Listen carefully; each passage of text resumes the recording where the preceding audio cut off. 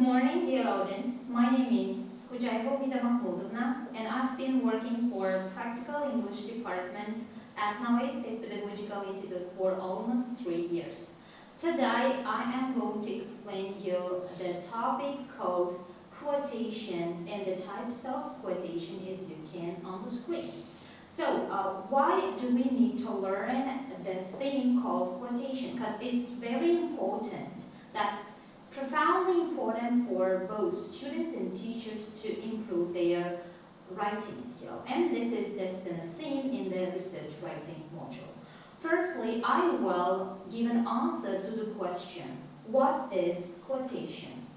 Quotation is the act of adding someone's idea, adding someone's claims or argument in our documentation, for example, in our dissertation or in our research paper. And this is a very important technique in writing research. There are different types of quotation. So today I will explain two main types of quotation to you. The first is direct quotation and the second is indirect quotation, or in other words, this may be called paraphrasing. First of all, I should explain direct quotation. What is direct quotation? Direct quotation, as you can on the screen, is just using exact words or claims given by another author to your documentation without adding anything. And you should give the direct quotation in the quotation marks in your documentation. For example, there's an example here. The author said knowledge is power. So, for example, Kitchener says knowledge is very important in almost all educational establishments. This is an example of direct quotation, and bear in mind one thing. In a direct quotation, you should give the name of the author in a bracket. You should add just the year of publication in the page 2. So, let's move to indirect quotation or paraphrasing. Indirect quotation is adding someone's idea, paraphrasing. What is paraphrasing? Paraphrasing is just changing the sentence structure, changing the vocabulary, but keeping the meaning of the claim or argument. For example, in different search engines, for example, in a Google Scholar, you are going to add one very eminent author's claim in your documentation.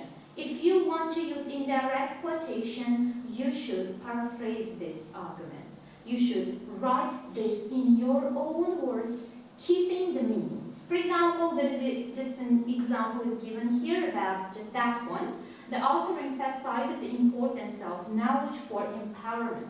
Now, the writer is paraphrasing another author's claim and adding to his or her documentation. So next is the short quote. What is a short quote? What is the difference between short quote and block quote, longer quote? Short quote is the sentence or a part of the sentence that you are going to add to your own documentation. And a short quote should be 30 words or 3 lines, and it should be integrated into your document within the quotation. With the quotation marks. This is an example for the short quote.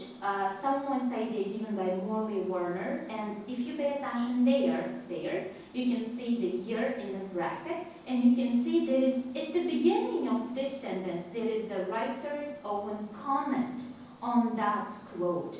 Then he or she is adding someone's idea in short form with a quotation mark and with just the year of publication in the page number at the end. Next one is block quote, or in other words, we can call this longer quote. It refers to longer quotation. You may add a paragraph or more than 3 lines in your documentation, but in order not to just the plagiarism, in order to be academic honest, you should just add this as a block quote. There is an example for the block quote. And you can say that it just then after the main text, just then the writer is giving the below quote, but without any quotation mark, and the author's name and the year of the publication and the page number is given at the end of this quote. So, why do we need to use quotation? To be academic enough, to be professional, we should use quotations to support our own argument. Writing down our arguments or writing just only about our claims, this is not academic enough. You should prove, you should give evidence to your argument, so you should add quotation. Secondly, to support your argument too. Secondly, you need to use quotation in your documentation to avoid plagiarism. And you should give the credit to the original source, to the original author of this claim. Then you should present the information about the exact and original source that you are just getting some information or the quotations. And rationale. What is the rationale of this presentation? I hope that you got some very fruitful and fundamentally important information about the quotation and the types of quotation. In the rationale, I took the claim given by Bell Cover. This is also sample for quotation. This is just an indirect quotation, as you can see, because I paraphrased this writer's idea. So in this presentation, we have learned how to use different types of quotation and how to make our paper more academic enough. Then this is the reference list that I use these sources and this internet source too. And I hope that you got really interesting information. Thank you for your attention.